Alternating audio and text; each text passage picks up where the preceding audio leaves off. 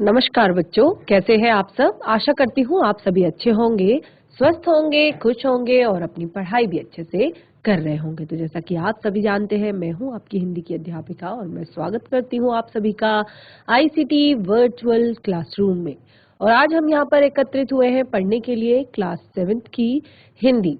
Class 7th की हिंदी में हम पढ़ रहे थे यहाँ पर क्रिया, और क्रिया के हमने दो भेद यहाँ पर पढ़े थे। तो दो भेदों में सबसे पहला हमने पढ़ा कर्म के आधार पर क्रिया के भेद, और दूसरा हम यहाँ पर पढ़ रहे हैं रचना या बनावट के आधार पर क्रिया के भेद। तो कर्म के आधार पर क्रिया के भेदों में हमने दो तरह की क्रिया यहाँ पर पढ़ी, अकर्मक क्रिया और सकर्मक क्रिया। तो बिल्कुल आप लोगों को क्लियर हो चुका होगा कि क्या होती है अकर्मक क्रिया, क्या होती है सकर्मक क्रिया।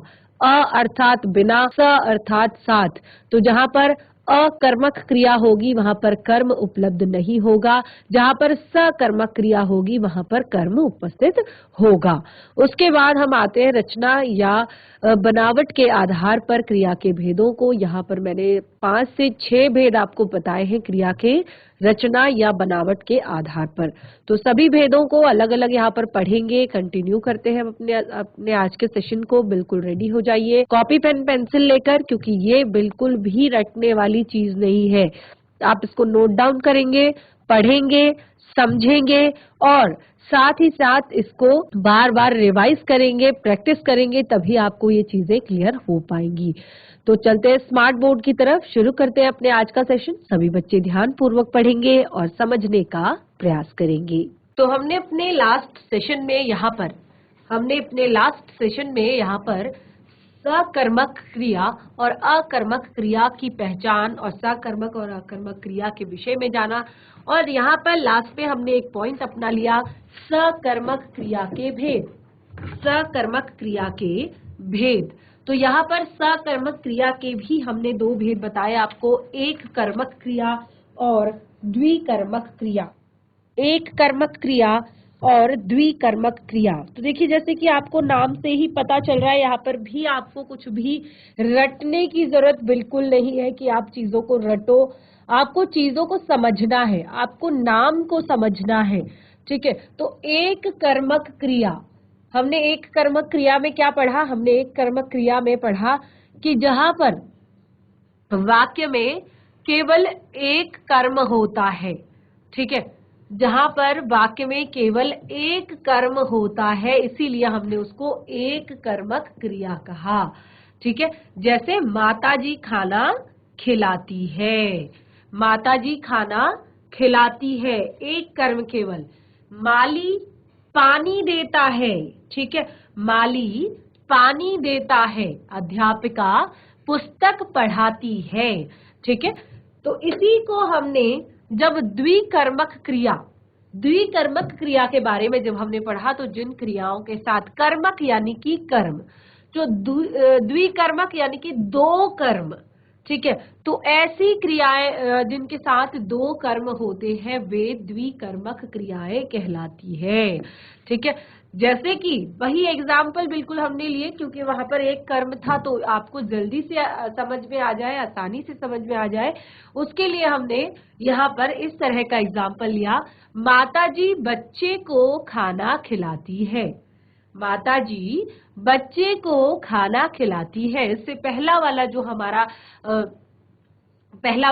एग्जाम्पल था, उसमें केवल हमने एक यहाँ पर कर्म लिया था कि माताजी खाना खिलाती है। लेकिन यहाँ पर हमने दो कर्म लिए हैं, माताजी बच्चे को खाना खिलाती है, बच्चे और खाना। ठीक है, इसी तरह माली पौधों को पानी देता है। पहले वाले एग्जाम्पल में हमने केवल एक कर्म लिया था, माली पानी देता है। ठीक है, दूसरे में हमने दो कर्म यहाँ पर लिए हैं, माली पौधों को पानी देता है। अध्यापिका पुस्तक पढ़ाती है, केवल एक कर्म हमने लिखा था, लेकिन यहाँ पर हमने दो कर्म लिए। अध्यापिका विद्यार्थियों को पुस्तक पढ़ाती है। तो इस तरह से हमने जो सकर्मक क्रिया है उसके दो भेदों को भी क्लियर कर लिया, जिसमें एक कर्मक और दो कर्मक क्रियाओं के विषय में हमने पढ़ा। तो बहुत ही ज्यादा इजी। देखिए, एक का अर्थ है एक, कर्मक का अर्थ है कर्म। ठीक है, एक कर्म इसीलिए एक कर्मक, दो कर्म इसीलिए द्विकर्मक। क्लियर? अब हम अपने टॉपिक को शुरू करते हैं, जो हमारा नेक्स्ट टॉपिक है रचना के आधार पर क्रिया के भेद। रचना के आधार पर क्रिया के भेद। तो यहाँ पर हमने 6 भेद लिखे हैं रचना के आधार पर क्रिया के। कौन कौन से हैं? सामान्य क्रिया, सामान्य क्रिया, संयुक्त क्रिया। देखिए अभी नाम आप जब देखेंगे, जब आप इन्हें पढ़ेंगे तब आपको क्लियर हो जाएगा कि इनके नाम क्यों ऐसे रखे गए हैं। ठीक है, संयुक्त क्रिया, नाम धातु क्रिया, प्रेरणार्थक क्रिया, पूर्वकालिक क्रिया, अपूर्ण क्रिया। ठीक है, तो ये हम शुरू करते हैं सबसे पहले सामान्य क्रिया से। सामान्य क्रिया क्या होती है, इसके एग्जाम्पल्स, ये सारी चीजें हम यहाँ पर पढ़ते हैं। चलिए कंटिन्यू कीजिए, बिल्कुल वहीं पे जो लास्ट सेशन में अपना पेज छोड़ा था। सबसे पहला पॉइंट है सामान्य क्रिया। सामान्य क्रिया, सामान्य क्रिया। तो सामान्य क्रिया के बारे में हम यहाँ पर पढ़ेंगे। देखिए किसी भी वाक्य में जब एक क्रिया होती है, किसी वाक्य में जब एक क्रिया होती है तो उसको सामान्य क्रिया कहते हैं, क्योंकि वो एक क्रिया वहां पर केवल है। ठीक है, तो उसे कहते हैं सामान्य क्रिया। देखिए पहले इसको लिख लेते हैं, फिर एग्जाम्पल से इसको समझेंगे। किसी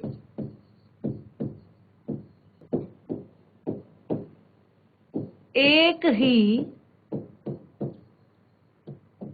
क्रिया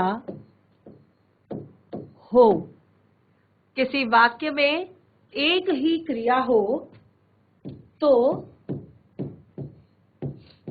उसे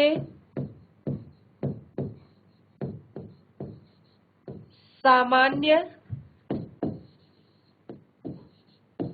क्रिया कहते हैं। जब किसी वाक्य में एक ही क्रिया होती है तो उसे सामान्य क्रिया कहते हैं। ठीक है, एग्जाम्पल जैसे मोहन विद्यालय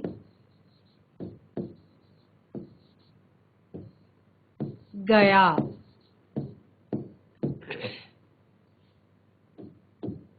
पिताजी बाजार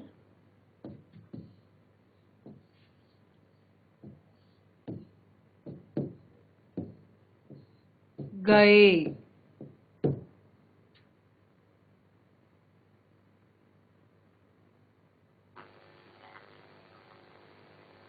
रोहन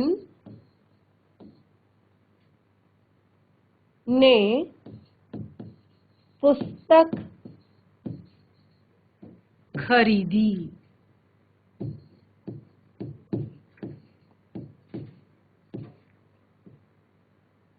रोहन ने पुस्तक खरीदी। नेहा सेब लाई। तो यहाँ पर आप देख रहे हैं, या और भी एग्जाम्पल, राकेश ने कपड़े बांटे। राकेश ने कपड़े बांटे। तो आप देख सकते हैं मोहन विद्यालय गया, पिताजी बाजार गए, रोहन ने पुस्तक खरीदी, नेहा सेब लाई, राकेश ने कपड़े बांटे। बिल्कुल सरल, बिल्कुल आसान और बिल्कुल सामान्य से ये आपके वाक्य हैं। और जिनमें आप स्पष्ट रूप से देख सकते हैं कि केवल एक ही क्रिया है। रोहन ने पुस्तक खरीदी, पिताजी बाजार गए, मोहन विद्यालय गया, नेहा सेब लाई, राकेश ने कपड़े बांटे। तो इस सामान्य क्रिया की हम बात कर रहे हैं। सामान्य क्रिया में हमें कहा गया है कि जब किसी वाक्य में एक ही क्रिया हो, जब किसी वाक्य में एक ही क्रिया हो तो उसे सामान्य क्रिया कहा जाता है। क्लियर हो गया सभी को? बहुत ही सरल, जहां पर आप वाक्य में देखते हैं कि केवल एक क्रिया है। वाक्य इजी है, बिल्कुल सामान्य रूप से है कि मोहन विद्यालय गया, पिताजी बाजार गए, रोहन ने पुस्तक खरीदी, नेहा सेब लाई, राकेश ने कपड़े बांटे। तो केवल केवल एक ही क्रिया यहाँ पर है, तो इसको हम कहेंगे सामान्य क्रिया। क्या कहेंगे? सामान्य। इसको हम कहेंगे सामान्य क्रिया। इसके बाद आती है हमारी दूसरी क्रिया। कौन सी है दूसरी क्रिया? संयुक्त क्रिया। सामान्य क्रिया सभी को क्लियर हो चुकी है? देखिए बच्चे, नोट डाउन साथ के साथ करते रहेंगे, और यदि कोई भी डाउट हो, कोई चीज समझ में नहीं आती है तो उसको पूछ लेंगे। ठीक है, तो अब हमने यहाँ पर क्लियर कर दिया है अपनी सामान्य क्रिया को। हम आगे बढ़ेंगे और पढ़ेंगे संयुक्त क्रिया के विषय में। संयुक्त क्रिया नंबर 2 है हमारा संयुक्त क्रिया।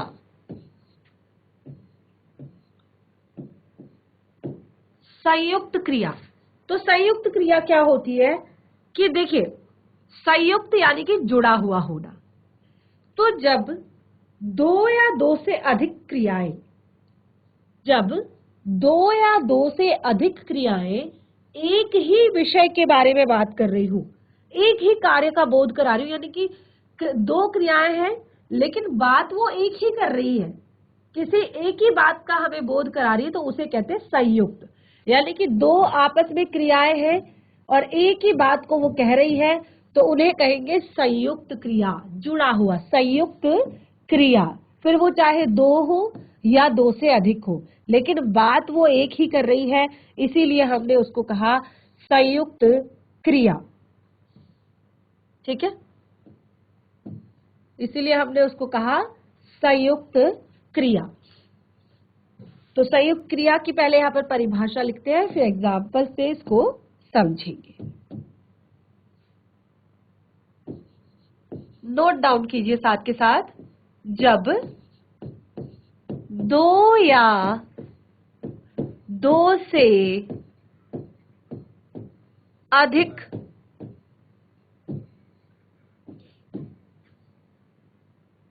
क्रियाएं, जब दो या दो से अधिक क्रियाएं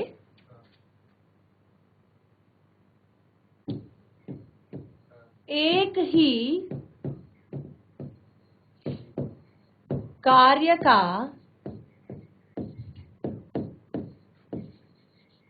बोध कराती है,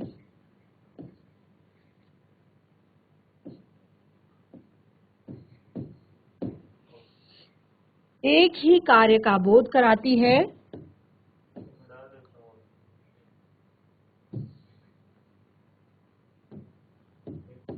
तो उसे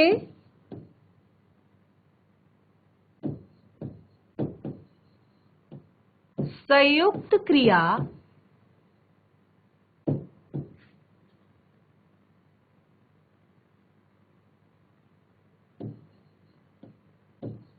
कहते हैं, उसे संयुक्त क्रिया कहते हैं। क्रियाएं दो या दो से अधिक, ठीक है, क्रियाएं दो या दो से अधिक हो सकती है और क्या करती है, एक ही कार्य का बोध कराती है, एक ही कार्य के विषय में बात करती है, तो उन्हें संयुक्त क्रिया कहते हैं। उसे क्या कहते हैं? संयुक्त क्रिया कहते हैं। जैसे एग्जाम्पल, उदाहरण, मैं यह पुस्तक पढ़ सकता हूँ। मैं यह पुस्तक पढ़ सकता हूँ। वह यह भार उठा सकता है। तो देखिए, हमने कहा कि दो या दो से जो अधिक क्रियाएं होती है एक ही बारे में बात करती है। तो मैं यह पुस्तक पढ़ सकता हूँ। यहाँ पे कितनी क्रियाएं हैं? पहले तो आपको ये क्लियर करना है कि इस वाक्य में कितनी क्रियाएं हैं। इस वाक्य में कितनी क्रियाएं हैं? देखिए, जब हमने क्रिया के बारे में पढ़ा था तो क्रिया के बारे में शुरुआत में हमने कुछ चीजें लिखी थी। आप अपने पेज पलट कर देख सकते हैं, पेज में देख सकते हैं कि क्रिया का मूल रूप क्या होता है। क्रिया के मूल रूप को क्या कहते हैं? क्रिया के मूल रूप को धातु कहते हैं, और धातु होता है जैसे पढ़, लिख, उठ, सो, बैठ, दौड़, हंस, जग आदि। और इसमें जब हम ना प्रत्यय जोड़ते हैं तो तभी ये क्या बनता है? सामान्य क्रिया बनता है। लेकिन हम यहाँ पर बात कर रहे हैं संयुक्त क्रिया की, और हमने कहा जब दो या दो से अधिक क्रिया है तो क्रिया का मूल रूप यहाँ पर उपस्थित है। सबसे पहली क्रिया है पढ़। मैं यह पुस्तक पढ़ सकता हूँ। दो क्रियाएं यहाँ पर है, पढ़ और सकता हूँ। वह यह भार उठा सकता है। सीता गाना गा सकती है।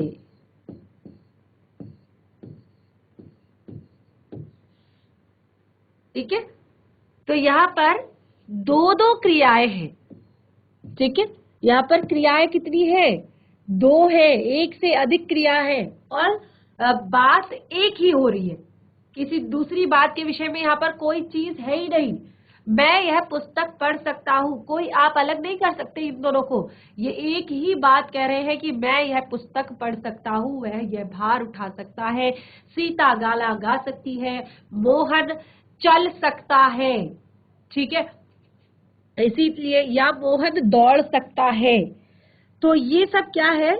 ये संयुक्त क्रियाएं हैं, जहां पर दो या दो से अधिक क्रियाएं होती हैं और वो एक ही कार्य का बोध कराती है, एक ही कार्य का बोध कराती है, उसे संयुक्त क्रिया कहते हैं।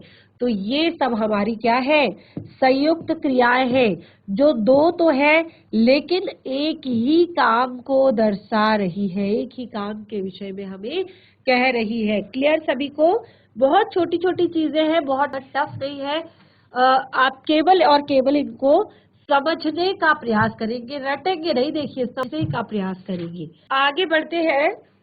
यहाँ पर देखिए, दो दो क्रियाएं हैं। ठीक है, दो दो क्रियाएं हैं, जैसे पढ़ना और सकना। पढ़ और सक, पढ़ और सक। हमने क्या कहा? जो पढ़ होता है वो क्या होता है? मूल धातु। सक क्या होता है? मूल धातु। ठीक है, अब ये जो इसमें प्रत्यय हम कुछ भी जोड़ सकते हैं, सकता भी जोड़ सकते हैं, सकना भी जोड़ सकते हैं। तो पढ़ना और सकना, पढ़ना और सकना या सकता। ठीक है, ये दो अलग अलग क्रियाएं हुई, और ये दोनों क्रियाएं एक ही बारे में बात कर रही है। ठीक है, दोनों क्रियाएं एक ही विषय पर बात कर रही है, इसलिए ये है आपकी संयुक्त क्रिया।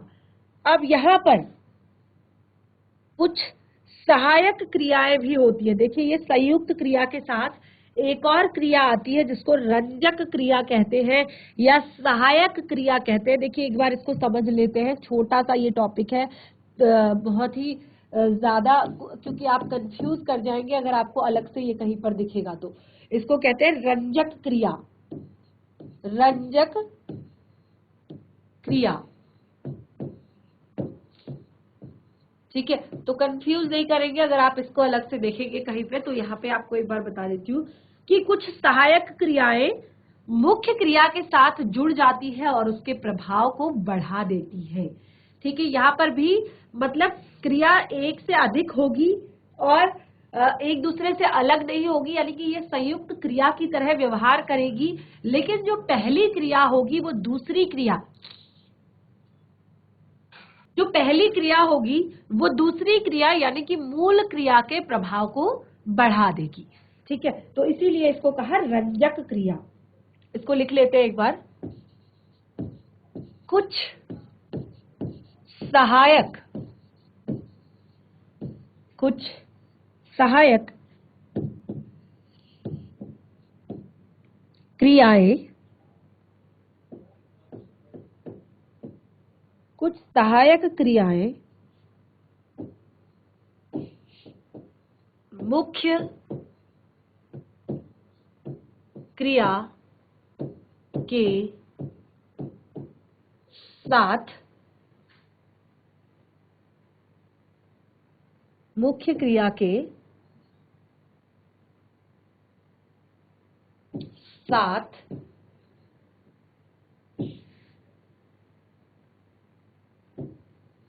जुड़कर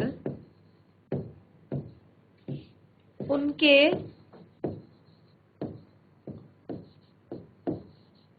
प्रभाव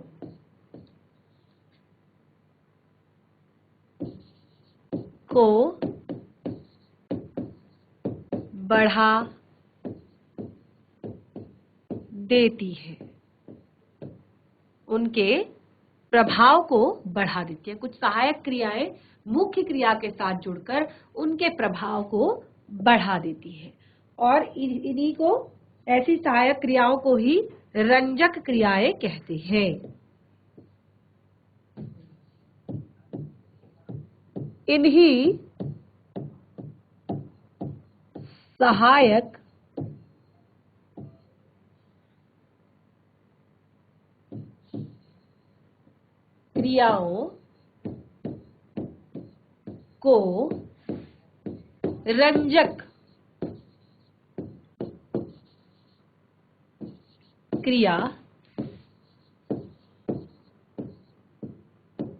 कहते हैं। इन्हीं सहायक क्रियाओं को रंजक क्रिया कहते हैं। और देखिए, रंजक क्रिया कहते हैं तो एग्जाम्पल देख लेते हैं। यहाँ पर हम एग्जाम्पल देख लेते हैं। एग्जाम्पल से आप बहुत ही आसानी से समझ जाएंगे कि क्या होती है रंजक क्रियाएं। जैसे गीता ने गाजर खा ली। गीता ने गाजर खा ली। तो देखिए यहां पर है गीता ने गाजर खा ली। इसी तरह से रमेश घर लौट आया।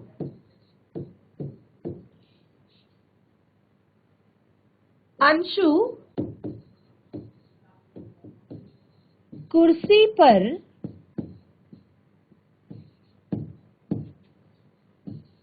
बैठ गई। अंशु कुर्सी पर बैठ गई। तो देखिए, गीता ने गाजर खा ली। गीता ने गाजर खा ली। रमेश घर लौट आया। अंशु कुर्सी पर बैठ गई। ठीक है, तो यहां पर इन वाक्यों में खा, आ और लौट, ये क्या है? मुख्य क्रियाएं हैं। खा, लौट, बैठ। या देखिए एक और एग्जाम्पल लिख लेती हूँ मैं यहाँ पर, आसान हो जाएगा आपको समझने के लिए। रामनगर आ गया।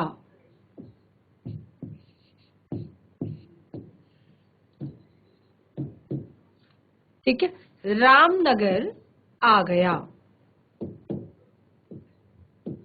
तो अब यहां पर जो हमने अंडरलाइन की है चीजें, जो हमने शब्द जो हमने अंडरलाइन किए हैं, आप उन पर ध्यान देंगे। यहां पर खाली, लौट आया, बैठ गई, आ गया, मैं, खा, लौट, बैठ और आ, ये क्या है? मुख्य क्रियाएं हैं, जिसको धातु भी कहते हैं। ठीक है, ये क्या है? मुख्य क्रियाएं हैं। शुरुआत में पढ़ा था ना, क्रिया के मूल रूप को क्या कहते हैं? क्रिया के मूल रूप को धातु कहते हैं। तो गीता ने गाजर खा ली, यहाँ पर खा, लौट गया मैं लौट, बैठ गई मैं बैठ और आ गया मैं आ, जो है क्या है? ये मुख्य क्रियाएं हैं। और ली, गई, गया, आया, ली, आया, गया, ये चारों रंजक क्रियाएं हैं। ये चारों हैं रंजक क्रियाएं हैं। ठीक है, इसको हम लिख लेते हैं यहाँ पर आपको क्लियर करने के लिए। इसमें मुख्य क्रिया है आपकी खा, लौट, बैठ और आ। ठीक है, और रंजक क्रियाएं कौन सी है?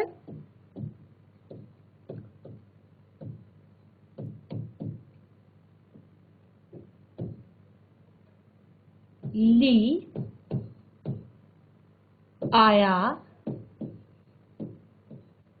गई, गया, ये है आपकी रंजक, ये है आपकी रंजक क्रियाएं। ठीक है, ये मुख्य क्रिया और ये रंजक क्रिया। क्लियर हो गया सभी को? तो यहाँ पर कई बार देखिए, उसने गाजर खाई है, देखिए खा ली, तो वाक्य में गीता ने गाजर खा ली। गीता ने गाजर खाई है, ली नहीं है, खा ली, क्योंकि ली का अर्थ क्या होता है? लेना होता है। ली का अर्थ क्या होता है? लेना होता है। लेकिन यहाँ पर जो ली शब्द है, ली शब्द जो है, अगर आप इसको अलग से यूज करेंगे, अगर आप ली शब्द को अलग से बोलेंगे, तो ली का अर्थ क्या होता है? लेना होता है। लेकिन उसने लिया नहीं है गाजर को, उसने गाजर को खा लिया है। तो यहाँ पर जो खा शब्द है, जो खा शब्द है, वो क्या कर रहा है? वो इसके प्रभाव को बढ़ा रहा है, क्योंकि ये जो ली शब्द है, इसका स्वतंत्र रूप से कोई अर्थ नहीं बन रहा है। यहाँ पर स्वतंत्र रूप से कोई अर्थ इसका नहीं बन रहा है, क्योंकि उसने तो गाजर खा ली। तो ली शब्द का कोई स्वतंत्र अर्थ नहीं है, जबकि जो खा शब्द है, ये इसमें इसके प्रभाव को बढ़ा रहा है। और खा चुकने में अर्थ, खा चुकने यानी कि खा लेने का, पहले खा लेने का अर्थ यहाँ पर प्रकट हो रहा है। ठीक है, इसी तरह से आया, आया शब्द का क्या अर्थ होता है? आना। ठीक है, लेकिन यहाँ पर लौट आने की बात की जा रही है, वापस आने की बात की जा रही है। ठीक है, अगर आप आया शब्द को अलग से कहोगे, ठीक है, अगर आप आया शब्द को अलग से कह रहे हो, तो आया शब्द का अर्थ तो होता है आना, कि कोई आया है। लेकिन यहाँ पर लौट आने की बात की जा रही है, घर लौट आने की बात की जा रही है, वापस आने की बात की जा रही है। तो जो लौट शब्द है, वो अपने प्रभाव के कारण यहाँ पर इसको, मुख्य क्रिया के प्रभाव को यहाँ पर बढ़ा रहा है। इसी तरह से बैठ गई। ठीक है, गई का अर्थ होता है जाना, गई का क्या अर्थ होता है? जाना। लेकिन यहाँ पर गई का अर्थ जो है वो बिल्कुल अलग हो रहा है, बैठ गई।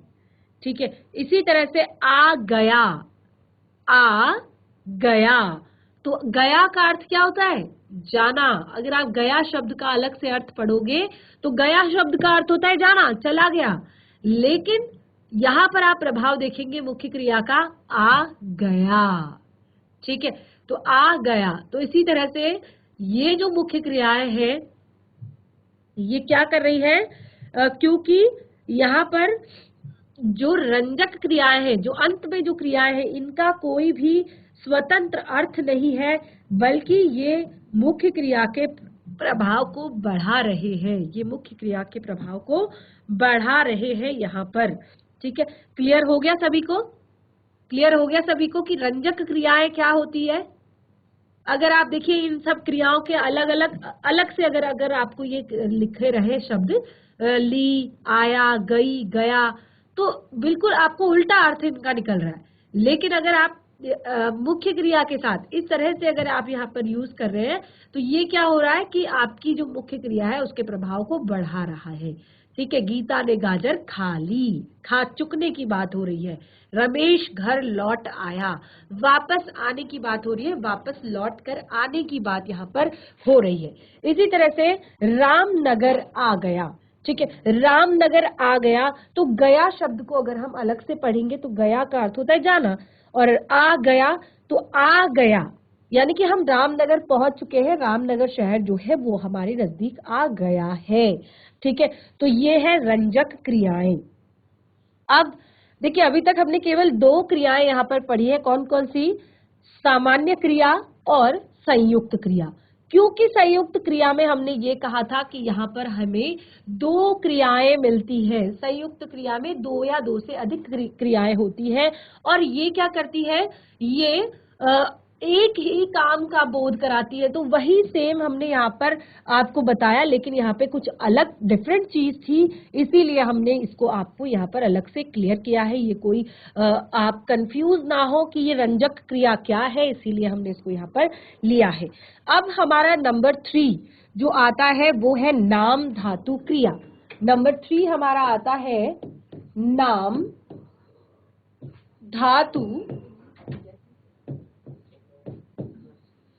क्रिया। अब ये नाम धातु क्रिया क्या होता है? ठीक है, नाम धातु क्रिया क्या होता है कि देखिए जब कभी क्या होता है, संज्ञा, सर्वनाम, विशेषण या अनुकरणवाची शब्दों। अनुकरणवाची शब्द क्या होते हैं? संज्ञा सभी को पता है, सर्वनाम सभी को पता है, विशेषण सभी को पता है। अब ये अनुकरणवाची शब्द क्या होते हैं? अनुकरणवाची शब्द यानी कि हम जब फॉलो करते हैं किसी को और किसी का अनुकरण करते हैं तो उसको अनुकरणवाची शब्द कहते हैं। फॉलो करने वाले यानी जैसे दोहराना, ठीक है, रिपीट करना, दोहराना। आप एक शब्द बोल रहे हो और बच्चे क्या कर रहे हैं, उसका अनुकरण कर रहे हैं, उसको दोबारा से बोल रहे हैं, अनुकरण कर रहे हैं। ठीक है, तो इसी तरह से अनुकरणवाची जो शब्द है, इनसे बनने वाली क्रियाओं को नाम धातु कहते हैं। ठीक है, तो इसमें बहुत सारे शब्द आते हैं जैसे दोहराना और रेंगना, टिमटिमाना, तो ऐसे बहुत सारे शब्द हैं। इसको हम अपने नेक्स्ट सेशन में पढ़ेंगे, आप इसको नोट डाउन कीजिए। तो बच्चों आज हमने यहाँ पर रचना या बनावट के आधार पर क्रिया के भेदों को हम पढ़ रहे हैं, जिसमें हमने पहला और दूसरा भेद यानी कि सामान्य क्रिया और संयुक्त क्रिया को हमने यहाँ पर पढ़ा, और आज का हमारा महत्वपूर्ण टॉपिक हमने पढ़ा रंजक क्रिया। तो इन सबको घर पर जरूर रिवाइज करें और इस तरह के कुछ और शब्द वाक्य बनाएं खुद से। होमवर्क में ये आज का आपका है कि आप कुछ ऐसे ही वाक्य बनाएं जिनमें सामान्य क्रिया होती है, जिनमें संयुक्त क्रिया होती है या जिनमें रंजक क्रियाएं होती हैं। बाकी के जो हमारे टॉपिक्स हैं उनको कंटिन्यू करेंगे अपने नेक्स्ट सेशन में। तब तक के लिए धन्यवाद। आपका दिन शुभ हो।